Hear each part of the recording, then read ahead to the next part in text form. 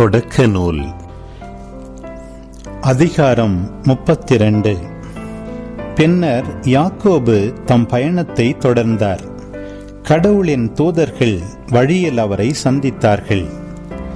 யாக்கோபு அவர்களை கண்டபோது, இதுதான் கடவுளின் படை என்று கூறி அந்த இடத்திற்கு மகனயீம் என்று பெயரிட்டார்.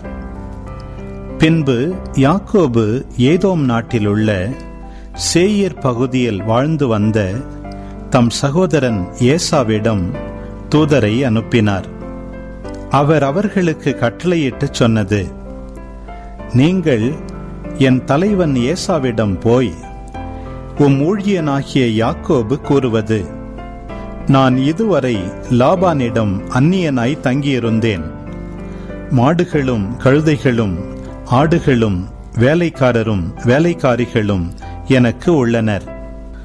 உம் பார்வையில் எனக்கு தயை கிடைக்கும்படி என் தலைவரான உமக்கு ஆள் அனுப்பி அறிவிக்கிறேன் என்று சொல்லுங்கள். அத்தூதர் யாக்கோபிடம் திரும்பி வந்து, நாங்கள் உம் சகோதரர் ஏசாவிடம் போனோம். அவர் இதோ 400 பேருடன் உம்மை சந்திக்க வருகிறார் என்றனர்.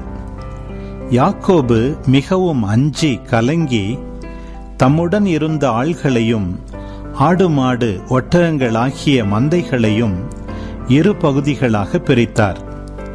ஏனெனில் ஏசா வந்து ஒரு பகுதியை தாக்கினாலும் எஞ்சிய பகுதியாவது தப்புமே என்று நினைத்து கொண்டார். மேலும் யாக்கோபு, என் மூதாதை ஆபிரகாமின் கடவுளும் என் தந்தை ஈசாக்கின் கடவுளுமான ஆண்டவரே, நீர் என்னை நோக்கி, உன் சொந்த நாட்டிற்கும் உன் உறவினரிடமும் திரும்பிப்போ, நான் உனக்கு நன்மையே புரிவேன் என்று உரைத்தீர். அடியனுக்கு நீர் காட்டிய பேரன்பு முழுவதற்கும் நம்பிக்கைக்குரிய தன்மை முழுவதற்கும் நான் தகுதியற்றவன். நான் இந்த யோர்தானை கடந்து சென்றபோது என்னிடம் இருந்தது ஒரு கோல் மட்டுமே. இப்போதோ 2 பரிவாரங்கள் உடையவன் ஆனேன். என் சகோதரர் ஏசாவுக்கு நான் மிகவும் அஞ்சுகிறேன். அவர் கையினின்று என்னை விடுவித்தருளும். இல்லையேல் அவர் வந்து என்னையும் பிள்ளைகளையும் தாய்களையும் தாக்குவார். நீர், நான் உனக்கு உறுதியாக நன்மை புரிவேன், உன் வழிமரபை எண்ண முடியாத கடல் மணலை போல பெருகச் செய்வேன் என்று வாக்களித்துள்ளீர் என்றார். அன்றிரவு அவர் அங்கேயே தங்கி தமக்கு சொந்தமானவற்றிலிருந்து சகோதரர் ஏசாவுக்கு அன்பளிப்பாக 200 வெள்ளாடுகளையும் 20 வெள்ளாட்டு கிடாய்களையும் 200 செம்மறியாடுகளையும் 20 செம்மறி கிடாய்களையும் 30 பெண் ஒட்டகங்களையும் அவற்றின் குட்டிகளையும் 40 பசுக்களையும் 10 காளைகளையும் 20 பெண் கழுதைகளையும் 10 ஆண் கழுதைகளையும் தேர்ந்தெடுத்தார். அவற்றுள் ஒவ்வொரு மந்தையையும் வேலைக்காரர் கையில் தனித்தனியாய் ஒப்புவித்து, நீங்கள் மந்தைகளுக்கு இடையே இடம் விட்டு எனக்கு முன் ஓட்டிக்கொண்டு போங்கள் என்று சொன்னார்.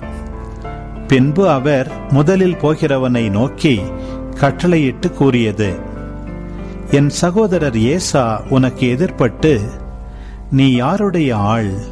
நீ எங்கே போகிறாய்? உனக்கு முன் செல்லும் இவை யாருடையன என்று உன்னிடம் கேட்டால், இவை உம் ஊழியன் யாக்கோபினுடையவை. அவர் தம் தலைவராகிய ஏசாவுக்கு இவற்றை அன்பளிப்பாக அனுப்பியிருக்கிறார். அவரும் எங்கள் பின்னர் வருகிறார் என்று நீ சொல்வாய் என்றார்.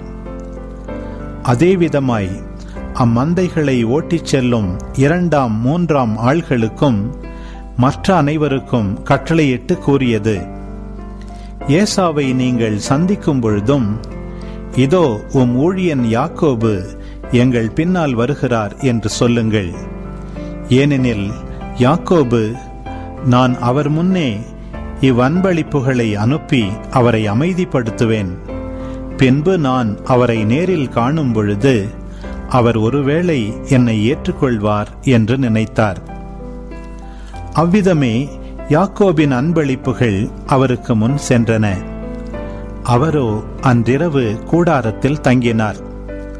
அந்த இரவிலேயே அவர் எழுந்து தம் 2 மனைவியரையும் 2 வேலைக்காரிகளையும் புதல்வர் 11 அழைத்து கொண்டு யாபோக்கு ஆற்றின் துறையை கடந்தார். அப்படி அவர்களை ஆற்றை கடக்கச் செய்தபோது தமக்கிருந்த அனைத்தையும் அனுப்பி வைத்தார். யாக்கோபு மட்டும் இவ்வாறு தனித்திருக்க, ஓர் ஆடவர் பொழுது விடியும் மட்டும் அவரோடு மற்போரிட்டார். யாக்கோபை வெற்றி கொள்ள முடியாதென்று கண்ட அந்த ஆடவர் அவரது தொடைச்சந்தை தொட்டார்.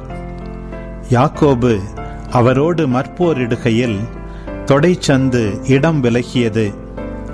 அப்பொழுது ஆடவர், என்னை போகவிடு, பொழுது புலரப்போகிறது என, யாக்கோபு, நீர் எனக்கு ஆசி வழங்கினால் ஒழிய உம்மை போகவிடேன் என்று மறுமொழி சொன்னார். ஆடவர், உன் பெயர் என்ன என, அவர், நான் யாக்கோபு என்றார். அப்பொழுது அவர், உன் பெயர் இனி யாக்கோபு எனப்படாது, இஸ்ரவேல் எனப்படும்.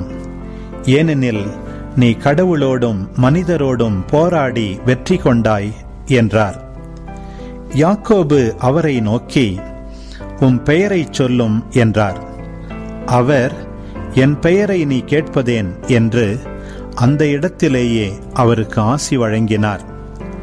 அப்பொழுது யாக்கோபு, நான் கடவுளின் முகத்தை நேரில் கண்டும் உயிர் தப்பி பிழைத்தேன் என்று சொல்லி அந்த இடத்திற்கு பெனியேல் என்று பெயரிட்டார். அவர் பெனியேலுக்கு அப்பால் சென்றவுடன் கதிரவன் தோன்றினான். தொடை விலகியதால் அவரும் நொண்டி நொண்டி நடந்தார். அதன் பொருட்டு இஸ்ரவேலர் இந்நாள் வரை தொடைச்சந்து சதையினாரை உண்பதில்லை.